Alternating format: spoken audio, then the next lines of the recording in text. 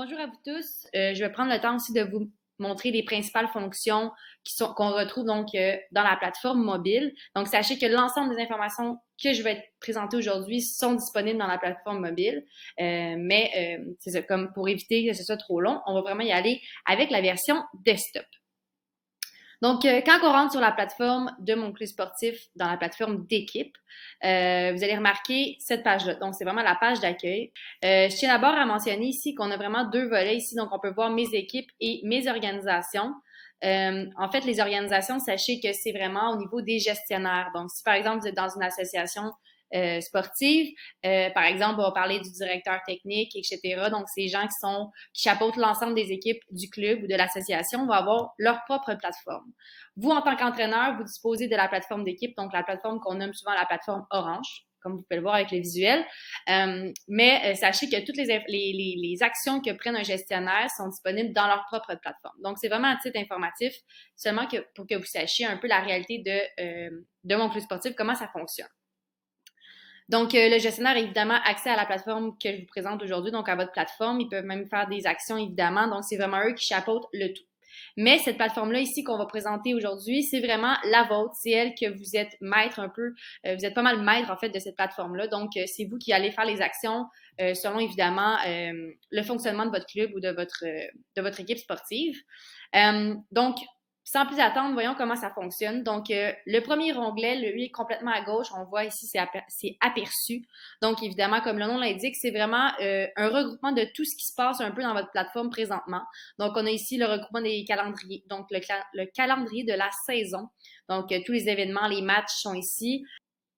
Évidemment, vous pouvez partir directement ici puis aller voir directement dans le calendrier ces événements-là. Vous pouvez également gérer les présences pour chacun d'eux à partir de ces boutons-là. Mais on va y revenir un petit peu plus tard. Ensuite de ça, on a aussi les publications, qui est un des moyens que vous avez à votre disposition pour communiquer avec vos membres. Donc, les publications vont s'afficher ici, les listes. Ensuite, à droite, on a évidemment le profil, donc votre profil, le profil de l'équipe, donc les informations de base, et finalement les derniers résultats. Donc, vous allez avoir un sommaire ici des matchs qui ont eu lieu avec les adversaires et les résultats qui se sont comptabilisés, si jamais vous avez pris le temps d'aller ajouter ces statistiques-là. Ensuite de ça, quand on passe au module présence, donc l'onglet présence. Donc, dans le module présence ici, c'est évidemment l'ensemble des participants qui vont être affichés, donc de votre équipe, évidemment, l'ensemble des joueurs, mais aussi des entraîneurs qui vont être présents pour chacun des matchs que vous avez cédulés à votre calendrier. Donc, ici, on peut voir que les gens n'ont pas inscrit leur présence. Éventuellement, quand ils vont commencer à les entrer, on va pouvoir voir apparaître les passés qui vont changer de couleur comme ça. Je tiens à vous faire remarquer qu'ils ont quatre options. Donc, ils peuvent marquer présent, en retard, incertain ou absent.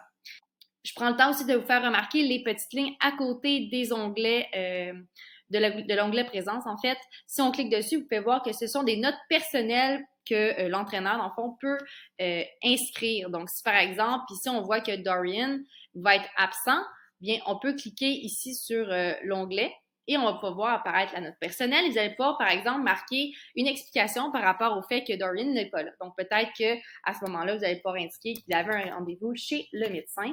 Et ça va vous permettre de garder ça un peu dans votre historique pour vous rappeler de pourquoi il n'était pas là. Donc, voici pour les présences. Ensuite de ça, si on s'en va dans le module calendrier. Donc, quand on arrive sur le module calendrier, on arrive à un visuel comme ceci. Donc, on a vraiment le regroupement de nos matchs, nos pratiques qui s'en viennent. Donc, comme vous pouvez voir avec la légende, en bleu, ce sont toujours des matchs et en orange, ce sont des entraînements ou en ce cas-ci, on appelle ça des événements. Donc, nous, dans Mon Club sportif, on ne fait pas encore la distinction entre une pratique et un événement. Donc, par exemple, un événement comme un gala sportif, par exemple, les deux sont générés de la même façon. Donc, si vous êtes un entraîneur, il y a deux façons de construire son calendrier de la saison. Il y en a un qui est beaucoup plus lent, c'est-à-dire qu'on le fait manuellement en cliquant sur chacune des journées et en ajoutant un événement ou un match. Et sinon, évidemment, on va vous proposer d'y aller avec une façon beaucoup plus rapide qui est l'importation. Donc ici, vous allez voir en haut à droite, les trois petits points vous donnent plusieurs options. Donc évidemment, vous pouvez faire un ajout d'un match, d'un événement. Vous pouvez aussi gérer les assignations par rapport justement à vos athlètes. Évidemment, on peut importer et exporter votre calendrier pour vos entraînements et vos matchs. Juste avant d'aller dans cet onglet-là, évidemment, je vais vous parler aussi de m'abonner. Donc, c'est une fonction très intéressante qu'on vous demande de faire, en fait, qu'on vous suggère de faire en début de saison. Donc, s'abonner à son calendrier nous permet en fait simplement de synchroniser le calendrier de Mon Plus Sportif avec son calendrier personnel.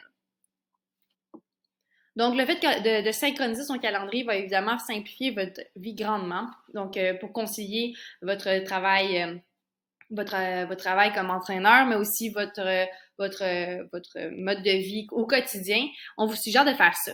Donc, vous allez voir, il y a plusieurs tutoriels pour différents selon vos besoins à vous.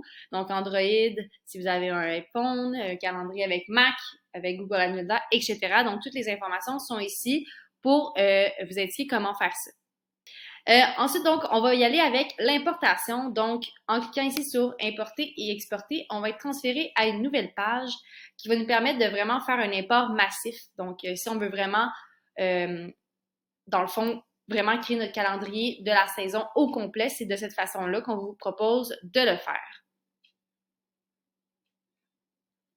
Donc, on arrive toujours à peu près au même gabarit, donc au même visuel. Donc, on a la façon d'importer, on peut également exporter. Ce qu'on vous suggère de faire, si vous n'avez pas déjà un Excel ou un fichier, c'est d'utiliser l'un de nos gabarits pour vraiment simplifier le tout. Donc, en utilisant le gabarit, évidemment, vous allez avoir le bon format qui va s'associer rapidement avec la plateforme. Donc, le format va ressembler à celui-ci. Donc, on a vraiment un Excel qui va popper comme ça devant nous. Donc, je vais juste ajuster un petit peu pour vous montrer à quoi ça ressemble. Donc, comme vous pouvez voir, vous pouvez vraiment, dans un seul fichier, intégrer tous vos matchs et vos événements. Donc, ça inclut évidemment les pratiques. Et à chaque fois, on va vous demander les informations suivantes. Donc, la date, l'heure, la durée, le lieu, le numéro de match, ce n'est pas obligatoire, mais il y en a qui aiment le mettre. Le type de match, donc évidemment, ici, ça dépend c'est quoi, mais il peut y avoir saison éliminatoire, les séries, etc. Les adversaires, à domicile ou si c'est des visiteurs. Et ensuite, on a vraiment les deux colonnes qui sont uniquement réservées pour les fameux événements. Donc, lorsque vous voulez ajouter un événement, ce sont ces cases-ci que vous devez remplir et les autres ne sont pas nécessaires. Donc, une fois que vous avez tout rempli la liste de tous vos événements, de tous vos matchs pour la saison, vous avez simplement à télécharger le tout et ensuite, vous allez revenir à votre plateforme et vous allez choisir votre fichier que vous venez d'enregistrer dans votre ordinateur. Et en ce moment-là, en faisant l'étape suivante, vous allez automatiquement pouvoir générer les événements et ils vont apparaître ensuite dans votre calendrier quelques minutes ou quelques secondes plus tard. Donc, aussi simple que ça.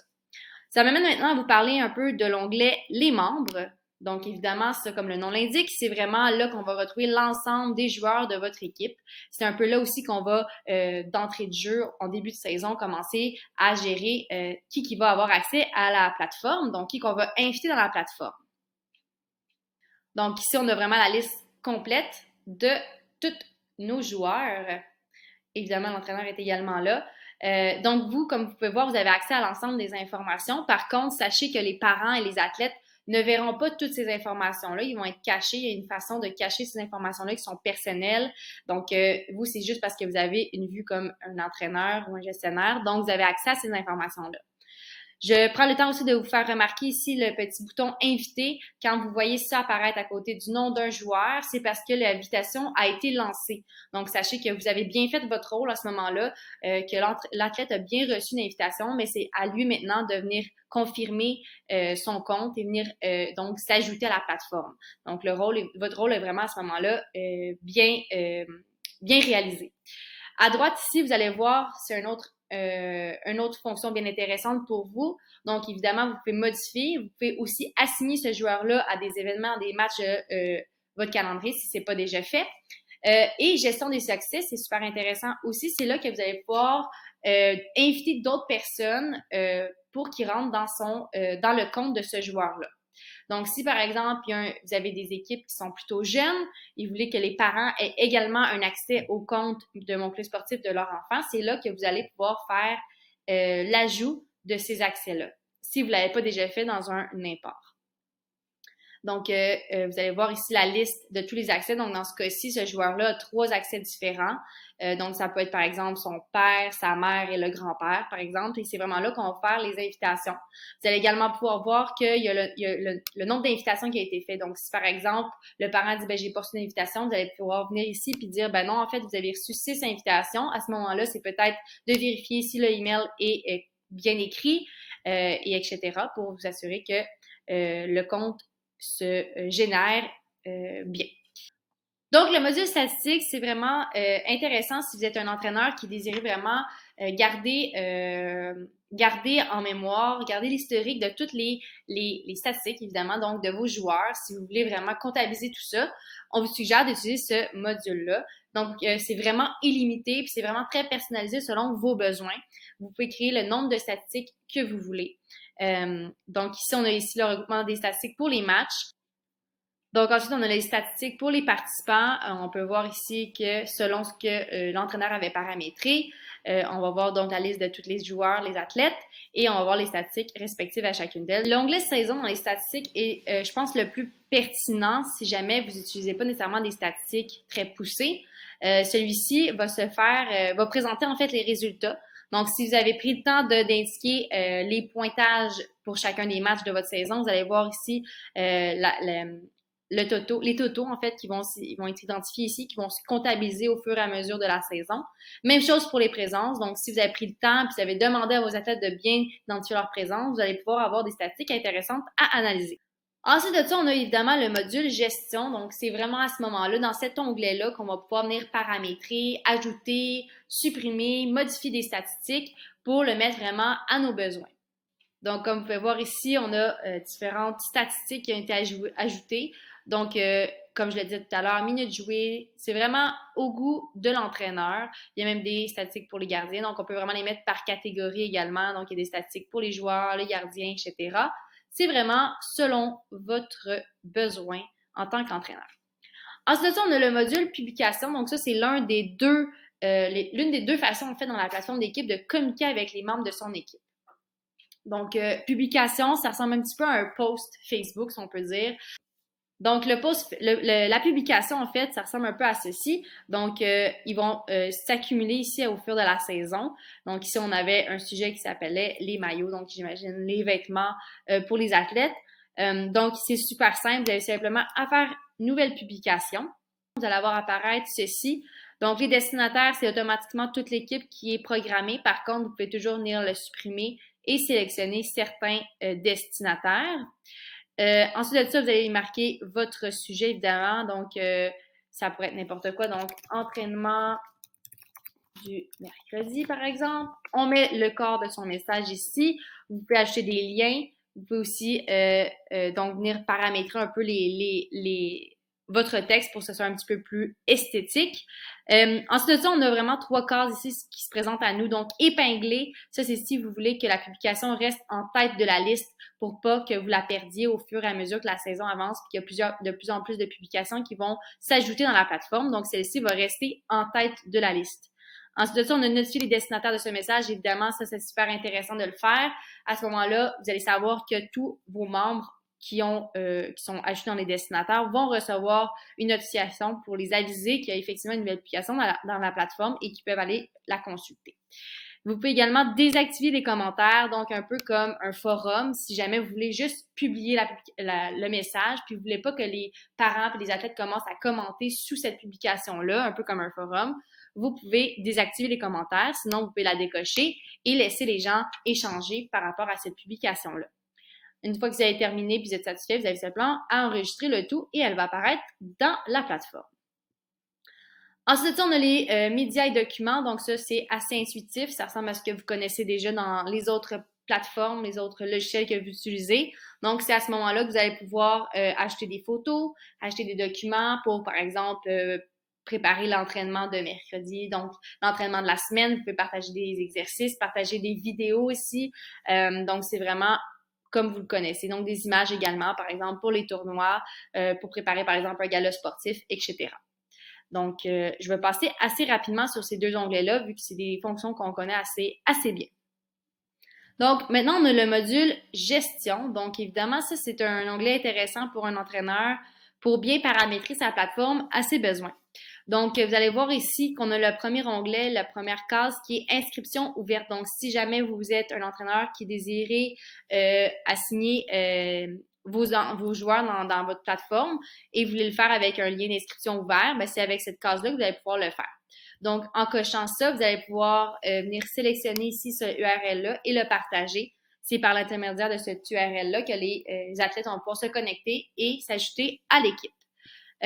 Ensuite de ça, on a aussi la case limiter la création de discussions aux gestionnaires. Donc, ça va être vraiment par rapport à la messagerie instantanée qu'on va voir tout à l'heure. Donc, si jamais vous voulez limiter la création des discussions, vous voulez que seulement vous pouvez ajouter des nouveaux messages dans cette messagerie-là, à ce moment-là, vous allez seulement à la cocher, mais on vous conseille de ne pas nécessairement le faire pour faciliter la conversation, les communications entre les membres de vos équipes, mais c'est vraiment à votre discrétion.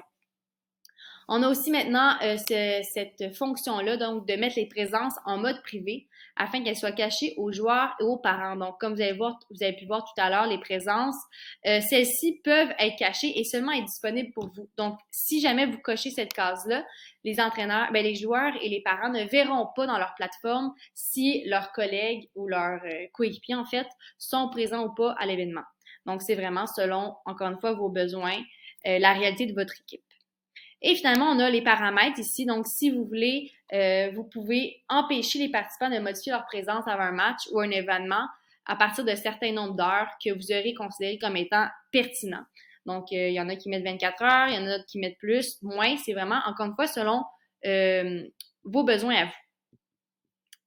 Et maintenant, ça m'amène à vous parler de la messagerie instantanée, qui est une fonction qu'on considère très importante chez mon club sportif pour différentes raisons. D'abord parce que comme entraîneur, on veut que vous offrir une façon de discuter avec vos athlètes, avec les parents, en dehors des réseaux sociaux, qui peuvent des fois être un canal un petit peu plus sensible. Donc, en considérant la vie privée des jeunes et tout ça, on vous suggère d'utiliser cette messagerie-là interne à mon club sportif, donc vraiment uniquement réservée pour justement l'équipe sportive et éviter de créer des groupes Facebook, des groupes Snapchat, puis tomber dans un territoire un petit peu plus nébuleux.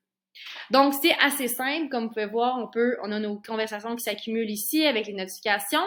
On peut simplement ici créer une nouvelle conversation et un peu comme Messenger, on va pouvoir créer une nouvelle conversation avec quelqu'un, une ou plusieurs personnes de notre équipe. Pour ce faire, on va simplement aller choisir ici l'équipe avec qui on veut en fait, on commence par aller choisir l'équipe. Donc, si par exemple, on est un entraîneur dans plusieurs équipes, on va apparaître toutes les équipes dans lesquelles on est. Donc, comme vous pouvez voir, moi, je suis entraîneur dans beaucoup d'équipes. Ensuite de ça, on va sélectionner dans cette équipe-là la personne ou les personnes avec qui on veut créer une conversation. Donc, comme vous allez pouvoir voir, il y a vraiment l'ensemble de ces options-là. Donc, vous pouvez parler avec un autre entraîneur, vous pouvez parler avec des joueurs, des réservistes, etc. Comme vous pouvez voir, il n'y a pas d'onglet parent. Par contre, c'est possible en tant qu'entraîneur de parler à un parent directement. Pour ce faire, il faut simplement passer par l'onglet joueur, aller sélectionner le joueur. Et à ce moment-là, on va vous demander dans l'étape suivante à qui vous voulez vous adresser spécifiquement. Donc, comme vous pouvez voir dans la deuxième étape, ici, ça dit préciser qui aura accès à cette conversation-là. Donc, moi, j'avais sélectionné le joueur Annie, mais je ne veux pas parler à l'athlète, je veux parler aux parents de cet athlète-là. Et c'est ici qu'on va pouvoir venir cocher le parent. Et en ce moment-là, ensuite, il va simplement rester à nommer la conversation. Donc, vous pouvez à ce moment-là retirer ça et marquer le titre, peut-être participation aux entraînements, par exemple. Et à ce moment-là, créer la discussion, ce qui va automatiquement générer la conversation avec le parent de cet athlète-là en question. Donc, voici ce qui met fin à la présentation et du survol de la plateforme d'équipe. Je vous souhaite une excellente saison et si jamais vous avez des questions, n'hésitez pas à aller voir notre base de connaissances sur le site web ou d'aller voir même notre chaîne YouTube pour connaître davantage de fonctions et répondre à toutes vos questions.